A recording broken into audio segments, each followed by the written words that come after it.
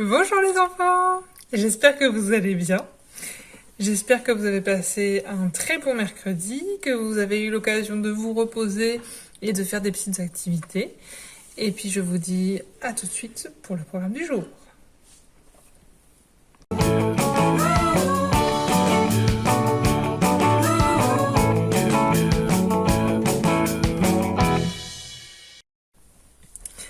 Les enfants, je voulais juste vous faire un petit mot pour vous féliciter de votre grande participation pour tous les défis des 100 jours. Vraiment, c'était super. Vous avez été trop forts, donc bravo. Et pour le programme du jour, c'est comme d'habitude. Nous commençons avec de la copie, avec des petites vidéos une fois que vous avez copié. Ensuite, on va passer à la lecture et on va parler de 2 sons qui se ressemblent. Ensuite, tu auras ta pause Go Noodle si tu le souhaites. Après, ce sera le moment de parler des mots-outils. Ensuite, il y aura les mathématiques et bien sûr la lecture avec, comme je l'ai promis à certains d'entre vous que j'ai eu l'occasion de voir, une petite surprise pour cette lecture. Allez, je te laisse prendre la suite et je te souhaite un très bon travail. Continue ce que tu fais, c'est vraiment très bien. Plein de motivation, avec le sourire. On va y arriver. Allez, courage. Alors, on y va. C'est parti. Donc pour aujourd'hui, la copie parle de ce petit animal. Est-ce que tu le connais? C'est l'hippocampe. Alors, je te laisse comme d'habitude chercher le nombre de phrases, me dire ensuite si tu as bien lu ton texte. Je vais le lire moi aussi avec toi. Et ensuite, tu pourras aller le copier. C'est bon pour toi? Donc tu peux mettre pause parce que moi je vais compter les phrases et lire le texte en correction. Alors, je mets les points en évidence avec mon surligneur. Et aujourd'hui, je vois que nous avons seulement 2 longues phrases. Et si tu regardes bien, comme elles sont longues, en particulier la deuxième, pour pouvoir respirer pendant qu'on lit, on a mis des petites virgules. Ça te permet de faire des pauses pendant que tu lis. Tu te souviens, la virgule? Les petites pauses? Super. Alors, ça parle de l'hippocampe. Est-ce que tu as déjà vu un hippocampe? Alors en vrai, à part dans des zoos et dans des aquariums, je pense que c'est plutôt rare dans nos régions. Je te laisserai ensuite regarder les 2 petites vidéos qui sont très intéressantes. Il y en a une qui parle un peu de tous les hippocampes et la seconde d'un hippocampe plus particulier qui est vraiment très mignon. Et pour commencer, je vais donc te lire ce texte. Alors, l'hippocampe est un poisson surnommé cheval de mer. Son corps est allongé et la forme de sa tête évoque un peu celle d'un cheval, d'où son nom. Alors, évoquer, ça veut dire que ça nous fait penser. Donc on pourrait remplacer par son corps est allongé et la forme de sa tête nous fait penser un peu à celle d'un cheval. Donc tu vois, ici j'ai schtroumpfé un mot, je l'ai remplacé par un autre parce que si je ne connais pas évoquer, je sais que ça me fait penser à... ça me fait penser. C'est pas très clair. Bien, donc je te laisse coller ceci, copier ton texte, me faire une photo. Alors, petite précision, j'ai oublié, je voulais te le dire. J'ai vu que certains le faisaient et d'autres non, mais comme d'habitude en classe, ce serait bien de mettre la date en entier, c'est-à-dire par exemple aujourd'hui, jeudi 9 avril, de sauter une ligne et d'écrire copie, C-O-P-I-E, avec une majuscule à copie, et tout ça à la marge. Quand c'est fait, tu colles la feuille, et ensuite seulement tu copies le texte. Alors aussi pour ceux qui le souhaitent, je vous conseille, si vous voulez, de sauter des lignes quand vous écrivez le texte. Ça vous permet d'aérer un petit peu et de mieux voir vos lettres. Et enfin, lorsque vous faites la photo, ce n'est pas la peine de me prendre le modèle en photo. Il suffit de me prendre le texte de bien près pour que je puisse distinguer l'écriture des lettres. Et vous dire si c'est bon ou pas. D'accord? Bien, c'est parti pour la copie.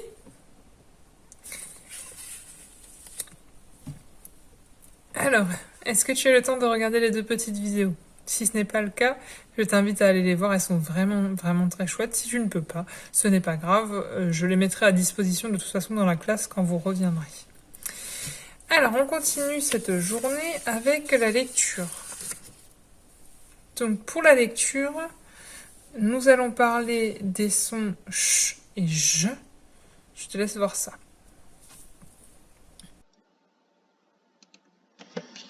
Aujourd'hui, nous allons parler de deux sons qui se ressemblent, le son ch et le son j. J'aimerais que, comme d'habitude, tu essayes de te rendre compte de comment se place ta bouche et ce qui se passe au niveau du souffle quand tu fais le son ch et quand tu fais le son j. Alors, vas-y, essaye avec le ch. Tu vois que ta bouche se met en cœur et que tu souffles de l'air sur ta main. Tu peux réessayer. Ça fait de l'air chaud sur ta main. Et est-ce que tu remarques que ta bouche se met en un espèce de rond? Tu peux maintenant essayer avec le son J de la lettre J ou parfois aussi la lettre G. J. Alors on reçoit beaucoup moins d'air.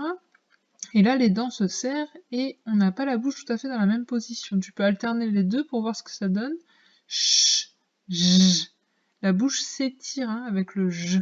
Tu as remarqué? J. Alors qu'avec le ch, on fait plutôt un rond. Donc essaie de mettre ça dans ton cerveau pour que si jamais tu as un doute sur les deux, tu puisses essayer de faire, alors par exemple un mot facile que tu connais, château, tu entends bien au début le son ch qui s'écrit CH avec le mariage CH. Aujourd'hui, tout le monde n'a pas la même feuille pour faire les exercices. Il y a certains d'entre vous qui ont cette feuille et d'autres qui ont ces deux-là. Donc tu peux passer le morceau de vidéo qui ne te concerne pas. Je vais commencer par expliquer très rapidement celle-ci, puis je reviendrai sur celle-là. Donc pour ce qui est de cette feuille, il va s'agir, comme le donne la consigne, de coller les étiquettes dans la bonne colonne. Donc on reconnaît la colonne du ch, la colonne du j. Il va falloir venir découper ces petites étiquettes et les placer dans la bonne colonne. Donc nous avons bijoux, cheval, chaise, chou, mouche, bûche, jeu, jupe et chapeau. Donc on les découpe, on vient les placer dans la bonne colonne en vérifiant bien le placement de sa bouche. Et vous pouvez de nouveau regarder le début de cet extrait si vous ne savez plus comment se place la bouche pour vérifier, pour vous aider. C'est ce qu'on fait en classe. Et ensuite, lorsque c'est collé, il suffit de me faire une photo et de me la mettre sur le portfolio. Je passe à l'autre présentation. Donc pour ces deux feuilles ici, tu as à chaque fois une consigne et l'exercice qu'il faut faire. J'aimerais beaucoup que tu lises les consignes tout seul. Si tu as besoin d'aide, tu peux demander de l'aide. Tu peux aussi venir écouter parce que je vais le faire dans la vidéo. Mais j'aimerais bien que tu mettes pause et que tu lises à chaque fois la consigne seule. Donc je vais à chaque fois te prévenir pour que tu puisses mettre pause, puis lire la consigne et expliquer. Donc attention, j'aimerais que ce soit toi qui lises, donc mets pause, moi je vais lire. Colorie en bleu si tu vois les lettres CH et en vert si tu vois la lettre J. Donc là, on est sur la reconnaissance de l'écriture. Tu peux colorier directement ici en bleu et directement ici en vert. Comme ça, ça va t'aider. Attention, évidemment, il y a pas mal de pièges. Cette fois-ci, on ne s'intéresse plus aux lettres, on s'intéresse... Je te laisse lire la consigne et c'est toi qui vas me le dire. Alors, colorie en bleu si tu entends le son ch et en vert si tu entends le son je. Donc cette fois-ci, tu as compris, on s'intéresse au son. Pour ce qui est des sons, on va regarder les images ensemble pour être sûr qu'on a tous la même chose. Vache, bijoux, bouche, jambes, château, jardinier, judo, chocolat, chien, jumelle, cloche, pyjama, fourchette, journal, jeu, parachute, jouet et douche. Donc je te laisse colorier en bleu si tu entends le son ch et en vert si tu entends le son je. Tu peux mettre pause parce que je vais passer à la consigne suivante et que j'aimerais que tu la lises tout seul. Alors, complète les mots avec les lettres ch ou la lettre... Pardon, avec les lettres ch ou la lettre j. Donc, bon, ils t'ont un peu aidé parce que tu verras qu'il y a quand même un très fort indice pour savoir s'il faut mettre le ch ou le j. Mais avant que tu ne fasses cet exercice, j'aimerais que tu fasses une petite pause, alors pas sur la vidéo parce qu'elle va te servir, mais en posant ton stylo parce que je vais te mettre une vidéo de l'écriture de ces 3 lettres pour que tu les révises bien. Donc c'est parti, on regarde comment on écrit le C, le H et le J.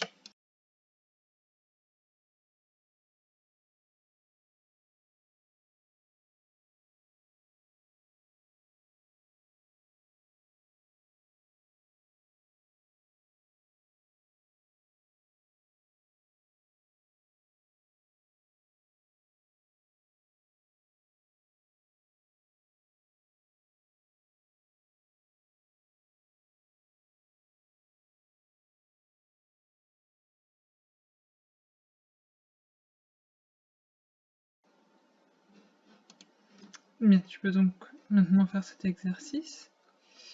Pour la deuxième feuille, il faut que tu lises la consigne, je te laisse mettre pause. Donc tu as la consigne suivante, colorie la syllabe qui commence chaque mot. Donc pour chaque dessin, il y a une seule syllabe qui constitue le début du mot. Donc il faut que tu trouves la bonne syllabe. Pour jupe, château, cheminée, chocolat, jumelle, chapeau, chemise, chinois, je suppose. Et enfin, ici, regardons ensemble cette consigne. Il faut que tu écrives le bon mot. Donc tu as 2 choix à chaque fois, et tu dois l'écrire ici, en attaché bien sûr, et en t'appliquant, on vient de voir comment réécrire le C, le H et le J. Au besoin, je te mets le lien pour les autres lettres, si tu ne te souviens plus comment on les fait. Pense bien à descendre sous le chemin pour les lettres comme P et J. Et ce sera tout pour les confusions de sons pour aujourd'hui.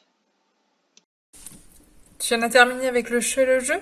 Bon, tu as bien mérité une pause, donc je te laisse aller découvrir le Go Noodle si tu le souhaites, sinon tu peux faire la pause de ton choix et tu peux me rejoindre ensuite.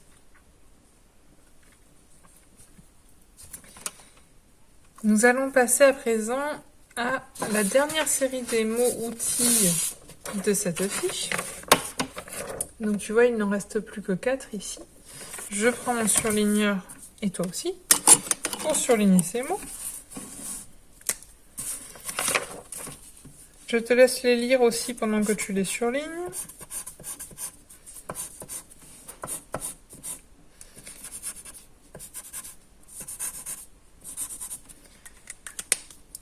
Est-ce que tu les as tous reconnus? Alors, ici on a le petit mot L avec un S. Donc ça signifie que ce sont des filles qui sont plusieurs. Ensuite ici on a il voit. Est-ce que tu as remarqué que quelque chose changeait par rapport à je vois?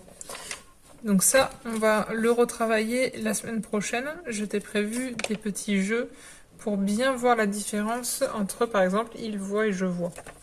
On en rediscutera. Alors, celui qui va avec else, c'est ils. Donc elle et il, tous les deux avec un S parce qu'ils sont au pluriel. Et enfin, vous, le petit mot vous quand on parle de quelqu'un d'autre et que ce sont plusieurs personnes. Bien, donc pour ces 4 mots, nous allons aller observer ensemble comment ils s'écrivent. Bien, alors, nous allons d'abord regarder comment ces mots s'écrivent. Ensuite, tu pourras t'entraîner à les écrire et nous ferons la dictée de. Donc, elle et il. Nous venons de le voir. La seule particularité par rapport au elle et il que tu connais déjà, qui sont celui-ci et celui-là, c'est que là, il y a un S. Donc ce S est ici pour nous dire qu'il y a soit plusieurs filles, soit plusieurs garçons, ou ici aussi plusieurs garçons et plusieurs filles. parce que quand il y a des garçons et des filles, on dit ils dans tous les cas. Ensuite, tu remarqueras que, comme tu le verras tout à l'heure en mathématiques, ici il y a un E et juste après il y a deux consonnes. Et quand il y a deux consonnes qui se mettent juste après un E, alors ce E chante est. Oui, exactement, il chante est. Donc, L s'écrit E, 2L, E, ici avec un S parce qu'elles sont plusieurs. Et le E là ne prend pas d'accent. Parce qu'il chante est à cause des deux L. Ensuite, on avait dit qu'on avait vous. Donc celui-ci, il n'y a pas vraiment de surprise. On a ici les lettres qu'on entend, v, ou, et on a un S parce qu'on parle de plusieurs personnes. Donc là, normalement, si tu penses bien à ce que signifie le mot quand tu l'écris, tu ne devrais pas faire d'erreur. Et enfin, il nous reste il voit. Il, donc sans S, donc il n'y a qu'un garçon, voit. Cette fois-ci, on lui met un T, comme très souvent avec le mot il. Lorsque j'ai il, juste après le mot qui vient, souvent, pas toujours, attention, mais très souvent, le mot qui vient ensuite prend un T. Bien, donc maintenant que nous avons vu ces 4 mots, je vais te dire comment tu peux faire pour les réviser. Alors, jusqu'à présent, je t'ai présenté différents petits jeux pour réviser tes mots. Nous avons vu qu'on pouvait les écrire en escalier, une lettre, puis 2 lettres, puis 3 lettres, etc. On a vu qu'on pouvait écrire les lettres de différentes couleurs. On a également vu qu'on pouvait écrire les yeux ouverts, puis les yeux fermés. Donc tu as toutes ces stratégies-là pour apprendre à mettre les mots dans ta tête. Aujourd'hui, je voulais te parler d'une autre technique que nous avons déjà utilisée un petit peu. Il s'agit d'écrire les mots avec un clavier. Donc ça peut être un clavier de téléphone, ça peut être un clavier d'ordinateur, un clavier de tablette. Et ça te permet d'écrire les mots d'une autre façon. Et ça te permet d'avoir quelque chose qui te met les mots dans ta tête puisque tu es obligé d'écrire une lettre après l'autre. Toujours pareil que lorsqu'on copie, que lorsqu'on a fait les autres jeux, il est vraiment important de d'abord bien regarder ton mot, de bien te le mettre en tête, soit avec la petite chanson, soit en faisant une photo, donc soit en l'entendant, soit en le voyant. Tu peux vérifier en fermant les yeux d'abord que tu as bien le mot dans ta tête, et ensuite seulement tu l'écris en ayant toutes les lettres dans ta tête. D'accord? Donc je te laisse essayer ça, écrire avec un clavier. Et si tu préfères une autre méthode, comme celle que je t'ai déjà présentée précédemment, les autres fois, eh bien tu peux utiliser une autre méthode. C'est toi qui dois choisir celle qui te permet le mieux d'apprendre. Mais l'idée c'est de te mettre tous ces mots bien en tête. Ok? Allez, c'est à toi, je te laisse mettre pause pour continuer à faire ce travail.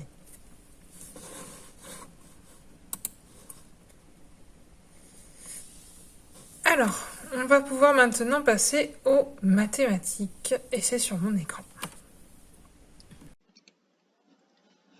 Pour les rituels mathématiques, nous allons commencer par la même chose que lundi et mardi, c'est-à-dire écrire les nombres en lettres, puis faire une petite fleur des nombres, et ensuite on passera au calcul mental.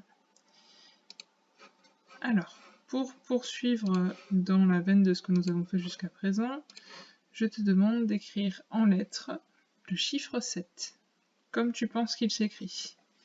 Lorsque tu l'as écrit, tu pourras venir voir la correction. Donc mets pause si tu es en train d'écrire. Alors, 7. 7 s'écrit avec le S qui chante S. Le E ici chante E, parce que tu le sais, juste après lui viennent se mettre deux consonnes. Et lorsqu'il y a deux consonnes juste après le E, alors le E chante E. Ça marche dans 99% des cas, c'est comme ça. Donc dès que tu vois deux consonnes après un E, tu sais que le E chante E, comme dans maison ou comme dans reine, sauf que là il suffit d'un E. Ensuite tu notes qu'il y a la lettre P qui ne chante pas, et la lettre T qui elle chante, mais pour autant n'a pas de E derrière qui l'a fait chanter. Ici, c'est le fait qu'il y ait le P qui fait que le T chante. C'est un petit peu compliqué. Donc c'est pour cette raison que le mieux, c'est de venir faire une photo de ce mot, de bien le mettre dans ta tête. Si tu ne l'as pas écrit comme ça, je t'invite à le réécrire, à le corriger pour bien muscler ton cerveau et t'habituer à bien l'écrire de cette manière et pas d'une autre. Et donc là, tu auras l'écriture du chiffre 7. Tu peux mettre pause si tu as besoin de temps pour corriger. Je passe au chiffre suivant. Sans grande surprise, il s'agit du 8. Méfie-toi, le 8 aussi a des petits pièges. Je te laisse mettre sur pause le temps de l'écrire. Et moi, je corrige. Donc, le chiffre 8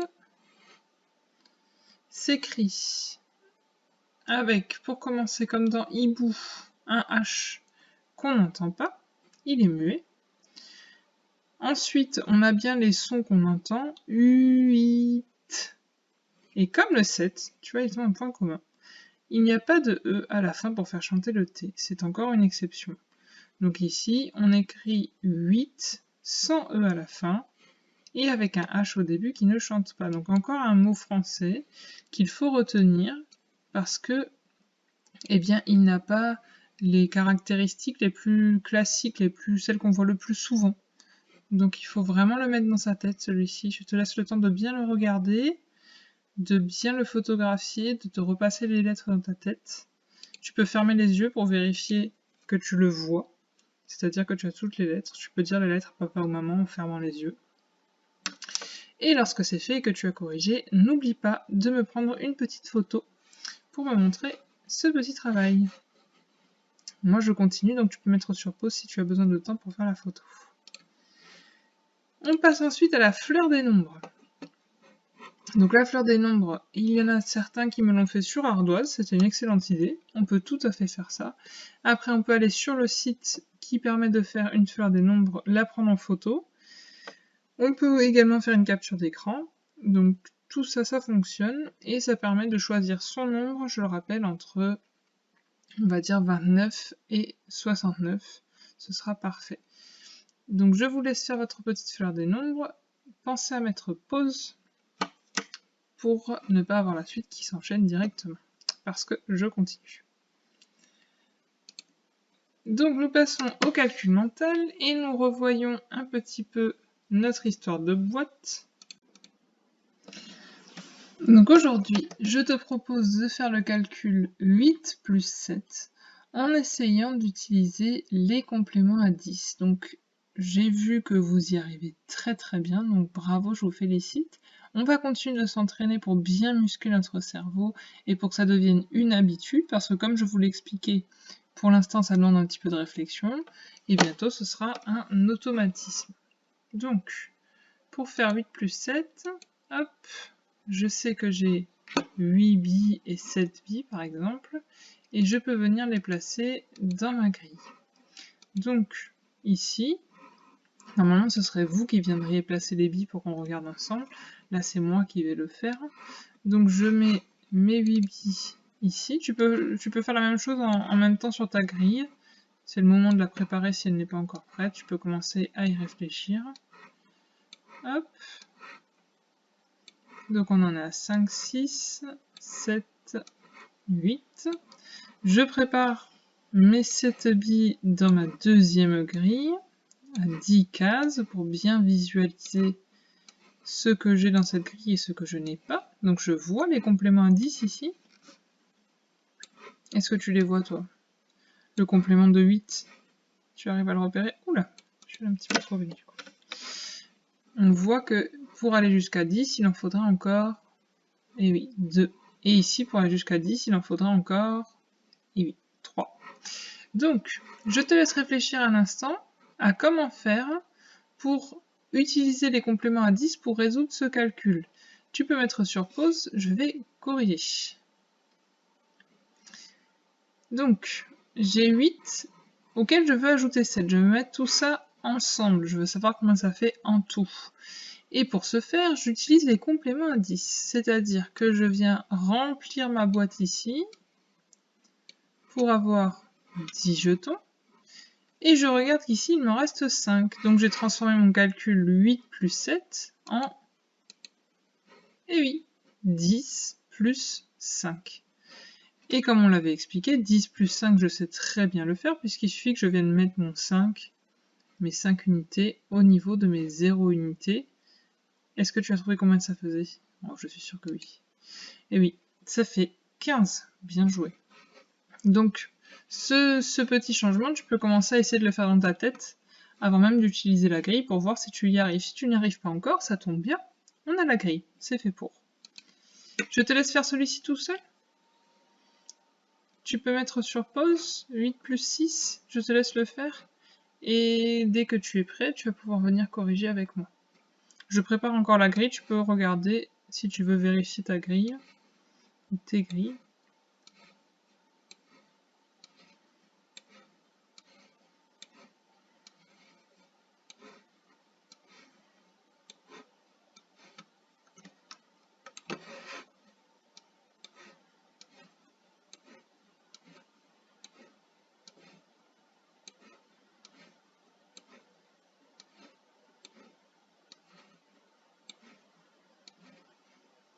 Alors, et voilà, je suis encore allé trop vite, on est à nouveau à 8 plus 7 là. Hop, 8 plus 6. Donc, comment as-tu fait pour résoudre ce calcul en te servant de tes compléments à 10? Est-ce que tu as bien complété cette boîte? Oui. Donc, tu es passé de 8 plus 6 à 10 plus... Et oui, 10 plus 4. Bien joué. Et 10 plus 4, c'est un calcul que tu sais faire. Il suffit de venir mettre les 4 unités sur les 0 unités, puisque le 0 peut être remplacé. Ça nous donne 14, 10, 4, appelé aussi 14. Bien, nous allons passer à la petite fiche. Donc je te laisse la préparer, n'hésite pas à mettre pause au besoin.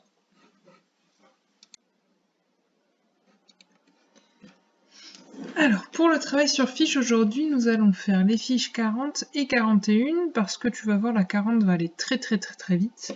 C'est le même travail que celui que nous avons fait sur la fiche 39. Il s'agit de bien faire attention parce qu'à chaque fois, nous allons additionner une dizaine entière à des unités. Et ça, ma machine à café, désolé. Et ça, tu sais le faire puisque nous avons expliqué qu'il y avait une petite technique que nous venons de réviser dans les rituels, à savoir prendre les unités et venir les placer en place et lieu du 0, du 10. Ça nous permet d'obtenir le nombre qui est ici. N'hésite pas à dire à haute voix à tes parents le nombre que tu obtiens, ça te permet de les réviser en même temps. Alors ça, je le passe. Tu as vu que parfois c'est une addition à trous, parfois c'est le résultat qu'on cherche, mais ça aussi tu sais déjà le faire. Ensuite, ma foi, c'est une mise en œuvre de ce que tu viens de faire. Il y a parfois des doubles, parfois ici une dizaine avec des unités ajoutées, et ensuite il faut colorier tout ça dans la bonne couleur. Ça te ferait un bon entraînement que ce soit toi qui lises les couleurs et qui les colorie dès le départ pour savoir quoi faire pour chaque résultat. Cela me convient si tu me fais juste un rectangle autour du calcul, si tu n'es pas d'humeur à colorier tout le dessin.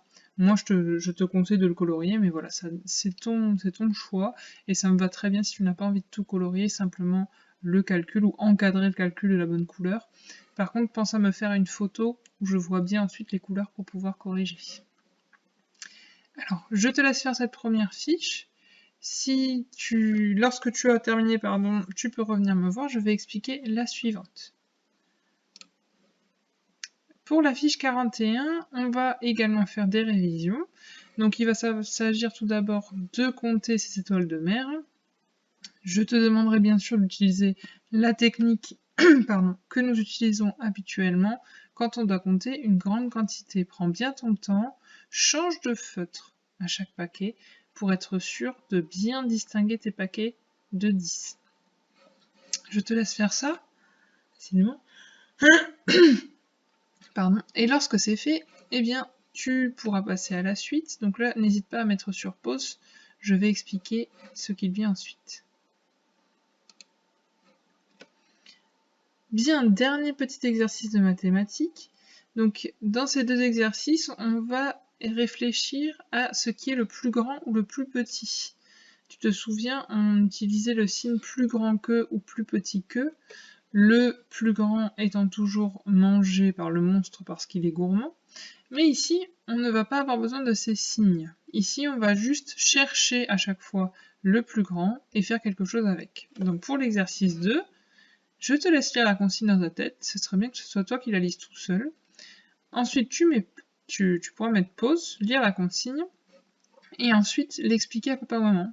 C'est bien que tu te rendes compte que la consigne, quand tu la lis, tu sais ce qu'il faut faire. Et ce serait bien que ce ne soit pas toujours ou moi ou papa et maman qui t'expliquent. Donc là, vas-y, mets pause, lis, et explique à papa ou maman et tu reviens me voir. Donc, tu as dû lire « Colorie le plus grand nombre dans chaque bocal ». Donc tu as reconnu, ça ce sont les bocaux. Et dans chaque bocal, il y a un nombre qui est plus grand que l'autre. Et on te demande de colorier celui qui est le plus grand. Et tu vois, pour t'aider à retenir, on a mis en gras et en souligné le mot grand pour que tu saches que c'est celui-ci que tu dois colorier. Donc tu vas pouvoir faire ce travail. Et l'autre travail, il va s'agir, bah tiens, pareil, mets sur pause, lis la consigne et reviens me voir.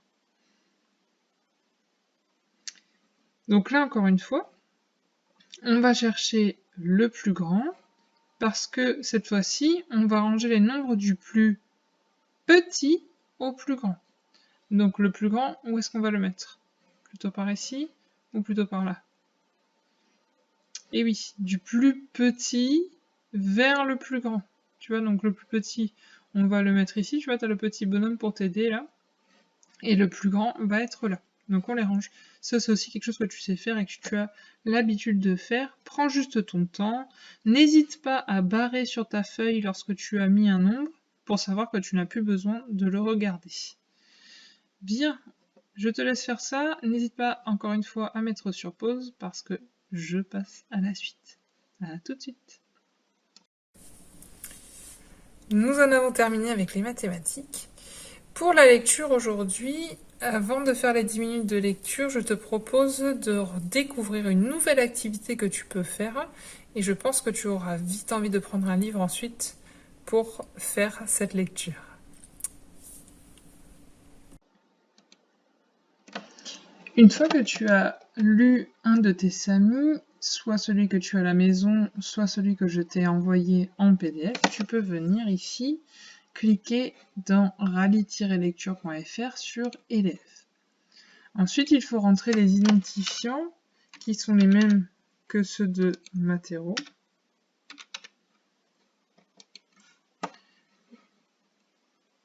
Tu vois ici qu'il y a les horaires auxquels il est le plus opportun, le mieux de se connecter. Donc entre 10h et midi, il y a beaucoup de monde. Autrement, ça va, ça se calme. Donc si jamais ça bug, c'est certainement que tu es dans cette zone horaire-là et qu'il faut mieux revenir. Mais tu peux tester, je pense que maintenant le site marche vraiment beaucoup mieux. Donc je viens choisir ici mon prénom, comme d'habitude. Je rentre mon mot de passe. Et je découvre le site Rally Lecture. Alors tu peux voir que pour l'instant, parmi les 14 livres proposés, je n'en ai lu aucun. Ici, je n'ai pas encore de pourcentage de réussite parce que je n'ai pas encore essayé. Donc, je vais vers le bas, je scrolle, et j'ai ici les différents SAMI que nous avons en classe, que nous avons vus ou lus, et tu les as également donc dans la version PDF que je t'ai fait parvenir. Donc tu cliques sur le SAMI que tu viens de lire, tu le cherches, admettons que ce soit par exemple celui-ci, et il apparaît alors une question que je souhaiterais que tu essaies de lire tout seul. Tu peux la lire à haute voix, comme ça papa ou maman peuvent t'aider au besoin. Et ensuite, tu as 3 réponses que je voudrais également que tu lises tout seul.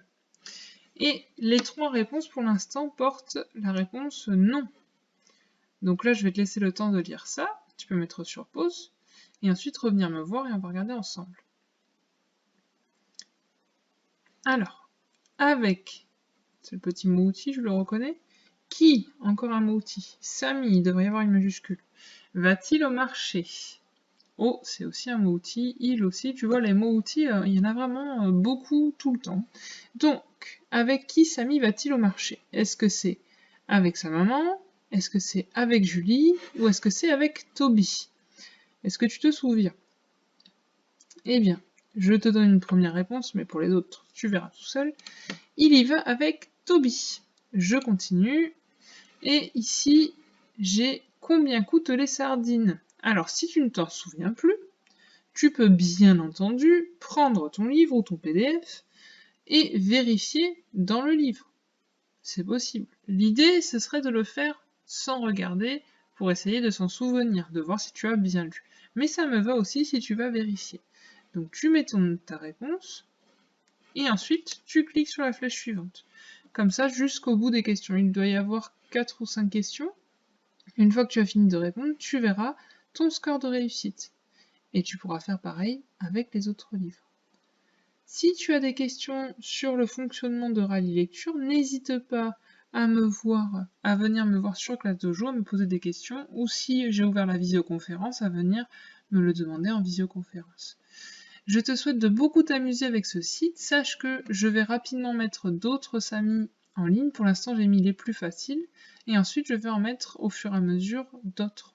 Je te le dirai, ne t'inquiète pas. Voilà, ne va pas trop vite, n'essaie pas de répondre au hasard. L'idée, c'est vraiment de chercher les bonnes réponses pour avoir le meilleur score possible et bien muscler ton cerveau. Si tu réponds trop vite, tu vas voir, tu vas faire le jeu à toute vitesse et puis tu vas être déçu parce que ça ne t'aura pas servi à grand chose. Donc prends bien le temps de lire ton livre, prends bien le temps de vérifier si jamais tu as un doute et surtout lis bien tout seul les questions et les réponses, sauf si vraiment tu as besoin d'aide. Mais je pense que tu es capable de lire tout ça tout seul. Allez, je te laisse tester, tu peux mettre pause et revenir me voir quand c'est fait. Donc voilà comment fonctionnent les rallyes lecture. J'espère que ça te plaît ou que ça va te plaire. Je t'invite donc à aller prendre un des Samy que tu as chez toi à la maison ou bien à aller en ouvrir un parmi ceux que j'ai envoyés dans le lien qui est dans ce post et ensuite à aller tester le premier questionnaire que tu auras envie de faire. J'insiste, ne va pas trop vite, prends ton temps. L'idée, c'est vraiment de trouver la bonne réponse et de prendre le temps de bien lire son livre d'abord pour ensuite trouver cette bonne réponse. Donc normalement, tu vas forcément faire tes 10 minutes de lecture pour aller faire ce petit questionnaire. Même si tu penses connaître très très bien ton livre, c'est quand même mieux de le relire d'abord. Il n'y a pas de limite dans les questionnaires que tu peux faire. Je pourrais en mettre une, mais pour l'instant, je ne le fais pas parce que je te fais confiance et que je suis sûre que tu vas bien lire ton livre avant de répondre au questionnaire. Peut-être que papa et maman peuvent vérifier s'ils ont un doute et regarder avec toi si tu fais bien la lecture avant les questionnaires. Une fois que tu en auras terminé avec ça, eh bien, tu as le lien pour voir le nouvel épisode du Petit Poucet, l'épisode 4. Donc je te laisse également le découvrir si tu le souhaites. Je te rappelle que c'est quelque chose que tu peux normalement faire tout seul. Il y a des questions à la fin auxquelles tu peux répondre si tu le veux ou pas. C'est toi qui vois. Donc je vérifie mon planning du jour. Et je m'aperçois que nous avons terminé notre travail pour aujourd'hui. Donc je voulais te dire que tu avais très bien travaillé, que c'est très bien de continuer de m'envoyer tous les jours des choses. Je suis vraiment contente de ce que vous avez fait pour le défi lecture. Donc là, au moment où je te parle, c'est encore en cours. Mais déjà, c'est vraiment très très bien. Donc bravo à tous pour votre implication. D'ici à ce que vous voyez cette vidéo, il y aura certainement aussi la vidéo sur les stratégies de lecture. Et peut-être même encore une autre surprise. Donc n'hésitez pas à continuer à m'envoyer tout ce que vous faites en photo, en vidéo, parce que c'est vraiment très très bien de continuer à faire le travail même si on n'est pas à l'école, et c'est vraiment très très bien de partager tout ça tous ensemble. Je vous souhaite à tous une excellente journée, et je vous dis à demain.